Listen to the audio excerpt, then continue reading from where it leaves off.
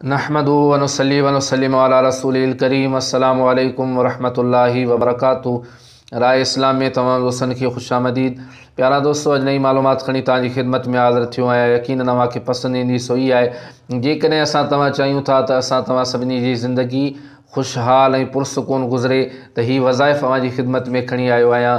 उनखे पढ़ण सां यकीन ज़िंदगी खुशहाल ऐं पुरसुकून गुज़रंदी।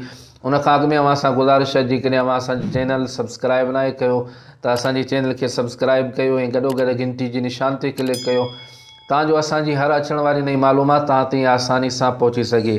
प्यारा दोस्तों, वज़ाइफ़ ई आहिनि त फजर नमाज़, ज़ोहर नमाज़, असर नमाज़, मग़रिब ऐं इशा, ये 5 नमाज़ूं हर नमाज़ पढ़ी जॾहिं असां फ़ारिग़ थींदासीं त ही वज़ीफ़ो पढ़णो आहे। हर नमाज़ खां बाद में 100 मरतबा ऐं अव्वल आख़िर 3 मरतबा दुरूद पाक पढ़णो आहे। यकीनन जॾहिं असां ये वज़ाइफ़ पढ़ंदासीं त असांखे अल्लाह पाक काफ़ी बरकतूं अता फ़रमाईंदो ऐं असांजी ज़िंदगी पुरसुकून ऐं खुशहाल नमूने सां गुज़रंदी। त पहिरीं नंबर ते फजर नमाज़ खां जॾहिं असां फ़ारिग़ थियूं त 100 मरतबा या अज़ीज़ु या अल्लाहु पढ़णो आहे ऐं इन जे अव्वल आख़िर 3 मरतबा दुरूद पाक। ऐं ज़ोहर नमाज़ खां जॾहिं असां फ़ारिग़ थियूं त असांखे या करीमु या अल्लाहु इहो 100 मरतबा पढ़णो आहे ऐं इन जे अव्वल आख़िर 3 मरतबा दुरूद पाक पढ़णो आहे।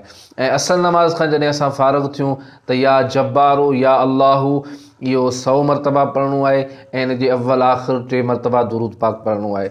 ऐं मग़रिब नमाज़ खां जॾहिं फ़ारिग़ थियूं त या सत्तारो या अल्लाहु इहो 100 मरतबा पढ़णो आहे ऐं इन जे अव्वल आख़िर 3 मरतबा दुरूद पाक पढ़णो आहे।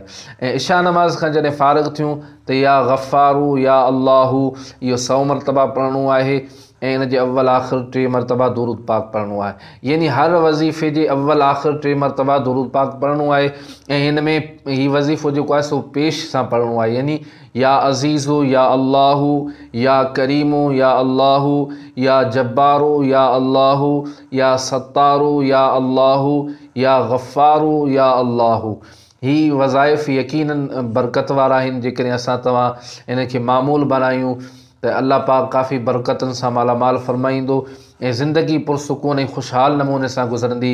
जेकॾहिं अवां वज़ाइफ़नि खे पढ़णो आहे त यकीनन आज़मायो। अल्लाह पाक अवांजी ज़िंदगी में बहितरी आणींदो ऐं अवां खुशहाल थींदा। अल्लाह पाक असां तव्हां सभिनी खे अमल जी तौफ़ीक़ अता फ़रमाए। ही हुई अॼु जी मालूमात। वरी नई मालूमात में तव्हांजी खिदमत में हाज़िर थींदुसि। तेसीं ताईं इजाज़त ॾींदा। अल्लाह हाफ़िज़।